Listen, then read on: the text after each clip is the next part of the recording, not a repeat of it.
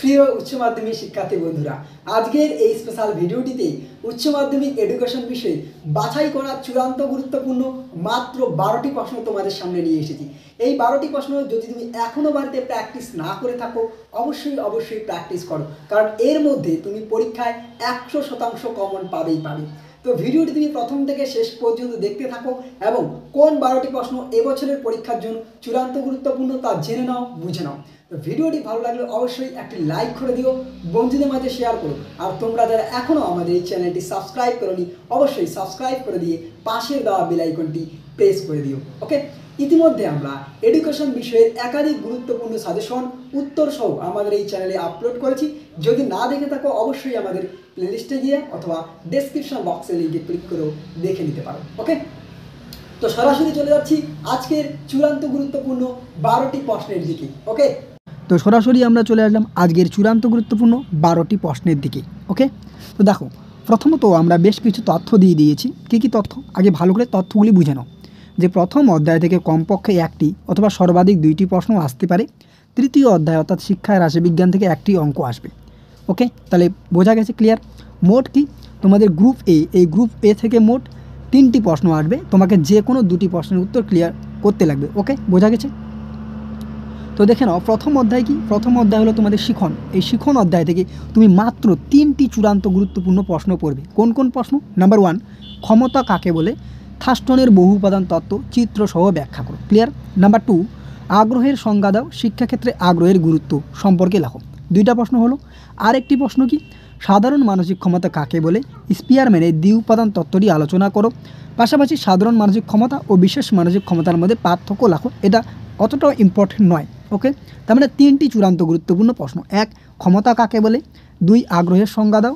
3, স্পিয়ারম্যানের দ্বি উপাদান তত্ত্ব। এই 3টি প্রশ্নকে তুমি প্রথম অধ্যায় থেকে অর্থাৎ শিখন অধ্যায় থেকে চূড়ান্ত গুরুত্ব দিয়ে বাড়িতে প্র্যাকটিস করো। এর মধ্যে তুমি একটি প্রশ্ন কমন পাবে। ওকে, এরপরে আমরা দেখে নিচ্ছি তোমাদের যে দ্বিতীয় অধ্যায় হলো শিখন কৌশল। শিখন কৌশল থেকে তুমি কোন প্রশ্নটিকে ভীষণ গুরুত্ব দেবে? নাম্বার 1, শিখন কৌশল হিসেবে স্কিনার বক্স কি?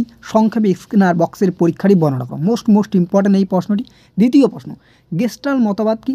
থর্নডাইকের শিখনের সূত্রগুলিকে কয়টি ভাগে ভাগ করা যায়? থর্নডাইকের শিখনের মুখ্য সূত্রগুলি লেখো। মোস্ট ইম্পর্টেন্ট এই 2টি প্রশ্নকে তুমি ভীষণ গুরুত্ব দাও। শিখন কৌশল হিসেবে স্কিনার বক্স অর্থাৎ স্কিনার বক্সের পরীক্ষা, দ্বিতীয়ত হচ্ছে থর্নডাইকের সূত্রগুলি। মোস্ট ইম্পর্টেন্ট এই 2টির মধ্যে আশা করা যায় তুমি পরীক্ষায় একটি প্রশ্ন কমন পাবে। পাশাপাশি আরেকটি প্রশ্ন তুমি দেখে রাখতে পারো যে অন্তর্দৃষ্টিমূলক শিখনের বৈশিষ্ট্য লেখো, শিক্ষাক্ষেত্রে এর গুরুত্ব আলোচনা করো। অতটা ইম্পর্টেন্ট নয় এই প্রশ্নটি। তাহলে এই 2টি প্রশ্নকে তুমি ভীষণ গুরুত্ব দাও। ওকে, এরপরে আমরা আসি তৃতীয় অধ্যায়। দেখো, তৃতীয় অধ্যায়ের আমরা কোনো সাজেশন প্রোভাইড করিনি, কারণ তোমরা সকলেই জানো এখান থেকে তোমাদের পরীক্ষায় একটি ম্যাথ আসবে। এবার কোন ম্যাথগুলি তুমি প্র্যাকটিস করবে? দেখো, এখানে তুমি কোশ্চেন আকারে অর্থাৎ তোমাকে 2 মার্কের একটি কোশ্চেন দিতে পারে প্লাস 6 মার্কের একটি ম্যাথ দিতে পারে। তাহলে 2 মার্কের কোশ্চেনের জন্য কোনগুলো তুমি ভীষণ গুরুত্ব দিয়ে পড়বে? নাম্বার 1, গড় বা মিন, মধ্যমান বা মিডিয়ান, কেন্দ্রীয় প্রবণতার পরিমাপের সংজ্ঞা দাও। ওকে, এর সংজ্ঞাগুলো তোমরা দেখে নেবে। 2 মার্ক আকারে তোমাদের পরীক্ষা আসতে পারে। পাশাপাশি এদের সুবিধা অসুবিধাগুলো একটু দেখে নিও। ওকে, এবার এখান থেকে তুমি মিন মিডিয়ান মোডের যে অঙ্কগুলো রয়েছে সেই অঙ্কগুলো প্র্যাকটিস করবে। বুঝতে পেরেছি? এরপরে আমরা আসি গ্রুপ বি। দেখো, গ্রুপ বি কি? গ্রুপ বি থেকেও তোমাদের মোট 3টি প্রশ্ন আসবে, যে কোনো 2টি প্রশ্নের উত্তর করতে লাগবে। মোট 3টি প্রশ্ন আসবে, তোমাকে করতে লাগবে কয়টি? 2টি প্রশ্ন। বুঝতে পেরেছি? তো দেখে নাও, প্রথমে আমরা আসি গ্রুপ বিতে চতুর্থ অধ্যায়। দেখো, চতুর্থ অধ্যায় থেকে মাত্র একটি চূড়ান্ত গুরুত্বপূর্ণ প্রশ্ন আমরা রেখেছি, সমসুযোগ কাকে বলে? শিক্ষায় সমসুযোগের ধারণাটি ব্যাখ্যা করো।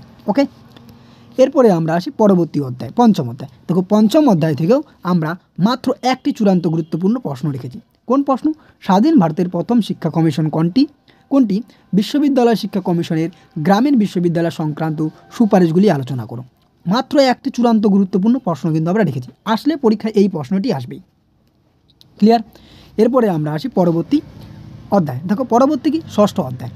দেখো, ষষ্ঠ অধ্যায় থেকে এবছর পরীক্ষায় প্রশ্ন আসেই মোস্ট ভিভিআই এই চ্যাপ্টারটি আমরা এই জন্য পাশে কিন্তু ভিভিআই লিখে দিয়েছি। এই 2টি প্রশ্নের মধ্যে তুমি পরীক্ষায় একটি প্রশ্ন কমন পাবেই। কি প্রশ্ন? মুদালিয়ার শিক্ষা কমিশনের মতে মাধ্যমিক শিক্ষার লক্ষ্য ও উদ্দেশ্যগুলি কী?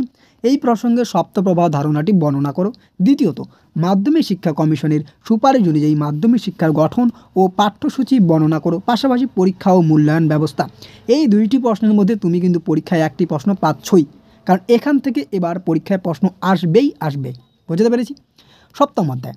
দেখো সপ্তম অধ্যায় থেকে তুমি চূড়ান্ত গুরুত্ব দিয়ে কোন প্রশ্নটি দেখবে? নাম্বার 1, কোঠারি কমিশনের সুপারিশ অনুযায়ী মাধ্যমিক শিক্ষার উদ্দেশ্য ও লক্ষ্যগুলি আলোচনা করো।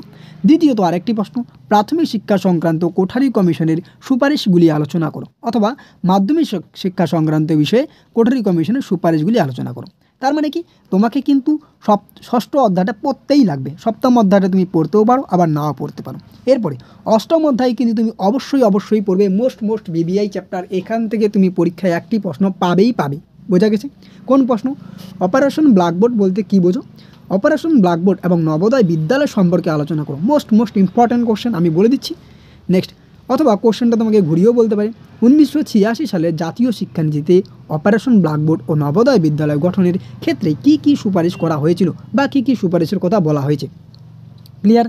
অতিরিক্ত হিসেবে তুমি এই চ্যাপ্টার থেকে আরেকটি প্রশ্ন দেখতে পারো যে জাতীয় শিক্ষানীতি 1986-র মূল সুপারিশ অথবা এর সংশোধিত রূপটি লেখো। তার মানে এই অধ্যায় থেকে আমরা যে একটি প্রশ্নকে চূড়ান্ত গুরুত্ব দিয়ে বললাম, সেই প্রশ্নটি অবশ্যই তুমি দেখবে অপারেশন ব্ল্যাকবোর্ড আর নবোদয় বিদ্যালয়। ওকে, তার মানে তোমাকে কিন্তু ষষ্ঠ অধ্যায় এবং অষ্টম অধ্যায় পড়তেই লাগবে। সপ্তম অধ্যায় তুমি পড়তেও পারো, আবার নাও পড়তে পারো। এরপরে তো আমরা যে মোট 12টি প্রশ্ন বলেছিলাম, ইতিমধ্যে কিন্তু আমরা মোট 12টি প্রশ্ন আলোচনা করে দিয়েছি। সেগুলো হলো 8 মার্কের জন্য, 8 নম্বরের জন্য। তাহলে এই যে আমরা 12টি প্রশ্ন চূড়ান্ত গুরুত্ব দিয়ে বললাম, অবশ্যই তুমি এই 12টি প্রশ্ন প্র্যাকটিস করো। আশা করা যায় তুমি এর মধ্যে কমন পাবে, একটু নিশ্চিত সহকারে বলছি। ওকে, তোমরা আশা করি সকলেই জানো যে এডুকেশনে তোমাদের 4 নম্বরেরও প্রশ্ন আসে। এবার এই 4 নম্বরের জন্য আমরা মাত্র হাতে গোনা কয়েকটি প্রশ্ন রেখেছি প্রত্যেকটি অধ্যায় থেকে। সেই প্রশ্নগুলি এক ঝলকে তুমি দেখে নাও। তার মানে আমাদের 12টি প্রশ্নের সাজেশন দেওয়া শেষ, সেগুলি হলো 8 মার্কের জন্য। এবার আমরা 4 নম্বরের জন্য প্রশ্নগুলো একটু দেখে নিচ্ছি এক ঝলকে। দেখো, গ্রুপ সি বলে তোমাদের যে 4 নম্বর থাকবে, সেখানে মোট 2টি প্রশ্ন আসবে। যে কোনো একটি প্রশ্নের উত্তর লিখতে লাগবে। কয়টি? যে কোনো একটি প্রশ্নের উত্তর লিখতে লাগবে। ওকে, এবার দেখো আমরা কিন্তু এখানে আরেকটি বিষয় অ্যাড করেছি, যে কোনো একটি অধ্যায়ের বড় প্রশ্ন পড়লেই হবে। অর্থাৎ নবম এবং দশম অধ্যায়ের মধ্যে তুমি যে কোনো একটি অধ্যায়ের প্রশ্ন পড়বে। আমি একেবারে ক্লিয়ার করে দিচ্ছি, গ্রুপ সি হলো তোমাদের 2টি অধ্যায় মিলে, নবম অধ্যায় এবং দশম অধ্যায়। এই 2টি অধ্যায়ের মধ্যে তুমি যে কোনো একটি অধ্যায়ের বড় প্রশ্ন পড়লেই কিন্তু তোমার হয়ে যাবে। ওকে, অথবা তুমি সমান হারে দুইটাকে পড়তে পারো।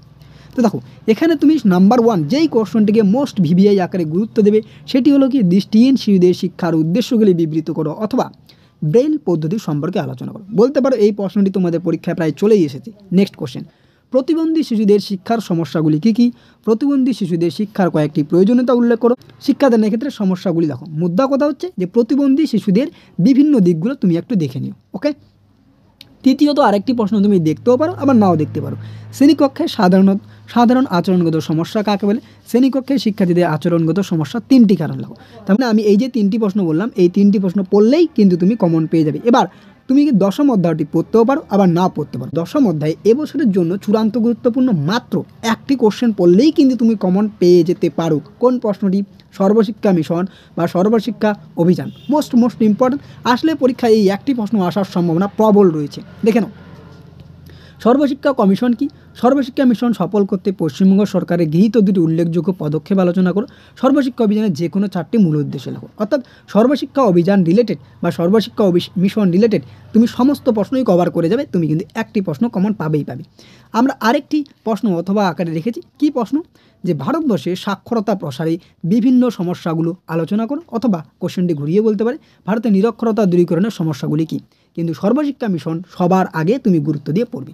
তার মানে এই যে আমরা বললাম, নবম অধ্যায় এবং দশম অধ্যায়ের মধ্যে তুমি যে কোনো একটি অধ্যায় গুরুত্ব দিয়ে পড়লেই কিন্তু হয়ে যাবে। এরপরে আমরা আসি, ছাড়া আমরা অতিরিক্ত 2টি প্রশ্ন রেখেছি প্র্যাকটিস করার জন্য।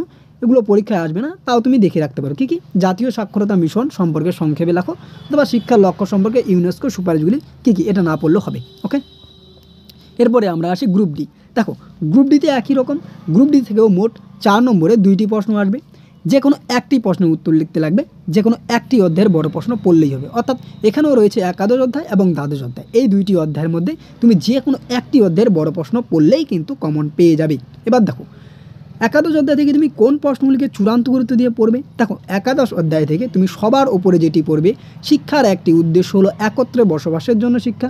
কিভাবে শিক্ষার দ্বারা এই উদ্দেশ্য পূরণ সম্ভব? Number 1 most important. নাম্বার 2 মানুষ হয়ে ওঠার শিক্ষার উদ্দেশ্যগুলি পূরণে বিদ্যালয়ের ভূমিকা সম্পর্কে আলোচনা করো। Most important. তৃতীয়ত জ্ঞান অর্জনের শিক্ষার উদ্দেশ্যগুলির পূরণে বিদ্যালয়ের ভূমিকা সংক্ষেপে আলোচনা করো। এই 3টি প্রশ্নের মধ্যে কার্যত একটি প্রশ্ন তুমি নিশ্চিত পেয়ে যাবে। এই যে আমরা বললাম, অর্থাৎ শিক্ষার যে উদ্দেশ্যগুলো, তো আমরা জানি যে ডেলর্স কমিশন অনুযায়ী শিক্ষার স্তর হলো 4টি। কী একত্রে বসবাসের জন্য শিক্ষা, মানুষ হয়ে ওঠার জন্য শিক্ষা, জ্ঞান অর্জনের জন্য শিক্ষা এবং কর্মের জন্য শিক্ষা।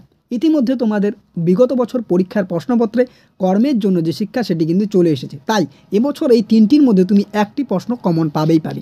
এবার প্রশ্নটি তোমাদের পরীক্ষায় বাই চান্স, যদিও কোনো বছর হয়নি, ঘুরিয়ে আসতে পারে যে ডেলর্স কমিশন অনুযায়ী শিক্ষার স্তরগুলি কী জানার জন্য শিক্ষা বক্তব্যটি অর্থ নিজের ভাষায় লেখো, অথবা ডেলর্স কমিশনের 4টি স্তম্ভকে যে কোনো একটি স্তম্ভ আলোচনা করো। তার মানে মূল বিষয় হচ্ছে যে ডেলর্স কমিশনের যে 4টি স্তম্ভ তার মধ্যে তোমাকে 3টি স্তম্ভ পড়তে লাগবে। একটি স্তম্ভ অলরেডি তোমাদের পরীক্ষায় চলে এসেছে। ওকে, বুঝতে পেরেছি?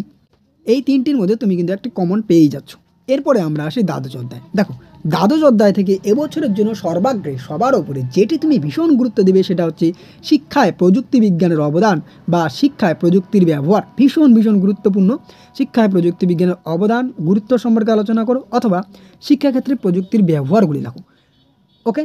দ্বিতীয়ত, হার্ডওয়্যার ও সফটওয়্যারের প্রযুক্তিগত নীতিগুলি আলোচনা করো। হার্ডওয়্যার ও সফটওয়্যার বলতে কী বোঝো বা এর মধ্যে পার্থক্য কী? দেখো, এই 2টি প্রশ্নের মধ্যে কার্যত একটি প্রশ্ন নিশ্চিত তুমি পাবেই পাবে। যে আমরা 2টি অধ্যায় বললাম, একাদশ অধ্যায় এবং দ্বাদশ অধ্যায়, এর মধ্যে তুমি যে কোনো একটি অধ্যায়ের প্রশ্নগুলি পড়লেই কিন্তু হয়ে যাবে, অথবা তুমি 2টি অধ্যায়ও পড়তে পারো। এবার এক্সট্রা হিসেবে আমরা 2টি প্রশ্ন রেখেছি, যদিও আসার সম্ভাবনা প্রায় 0% রয়েছে। কম্পিউটার ভিত্তিক শিক্ষার কম্পিউটারে কি শিক্ষকের বিকল্প বা পরিপূরক হতে পারে এটি ব্যাখ্যা করো, অথবা ইন্টারনেটের সুবিধা অসুবিধাগুলি লেখো। ভাষা পরীক্ষাগার কি, ভাষা পরীক্ষাগারের উদ্দেশ্যগুলি লেখো। এই প্রশ্নগুলো আমরা অতিরিক্ত আকারে রেখেছি, এগুলো জাস্ট তুমি প্র্যাকটিস করতে পারো, কিন্তু এই প্রশ্নগুলি পরীক্ষায় আসার সম্ভাবনা কার্যত প্রায় নেই। তো উপরিউক্ত আমরা যে 2টি প্রশ্ন বললাম, আশা করা যায় এর মধ্যে তুমি একটি প্রশ্ন পরীক্ষা কমন পেয়েই যাবে। ওকে, আশা করি ভিডিওটি ভালো লেগেছে এবং আমরা যেই সাজেশনটি প্রোভাইড করলাম তা তুমি ভালো করে বুঝে কোন অধ্যায় থেকে কীভাবে বলা হলো সেগুলোকে তুমি গুরুত্ব দিয়ে বাড়িতে প্র্যাকটিস করো। একটু নিশ্চিত সহকারে বলছি, তুমি 100%ই পরীক্ষায় কমন পাবেই পাবে। আর ইতিমধ্যে আমরা এই যে প্রশ্নগুলো বললাম তার কিন্তু উত্তর সহ ভিডিও আপলোড করেছি আমাদের এই ইউটিউব চ্যানেলে। না দেখে থাকলে অবশ্যই আমাদের ডেসক্রিপশন বক্সের লিঙ্কে ক্লিক করে অথবা প্লেলিস্টটিকেও দেখে নিতে পারো। ওকে, তো ভিডিওটি ভালো লাগলে অবশ্যই বন্ধুদের মাঝে শেয়ার করো, আর চ্যানেলে নতুন হয়ে থাকলে সাবস্ক্রাইব করে দিও। খুব শীঘ্রই আমরা এমসিকিউ এসিকিউর সম্পূর্ণ সাজেশন নিয়ে আসবো। দেখা হচ্ছে অন্য কোনো এক ভিডিওতে। ততক্ষণ পর্যন্ত পড়তে থাকো, জানতে থাকো এবং অবশ্যই আমাদের পাশে থাকো।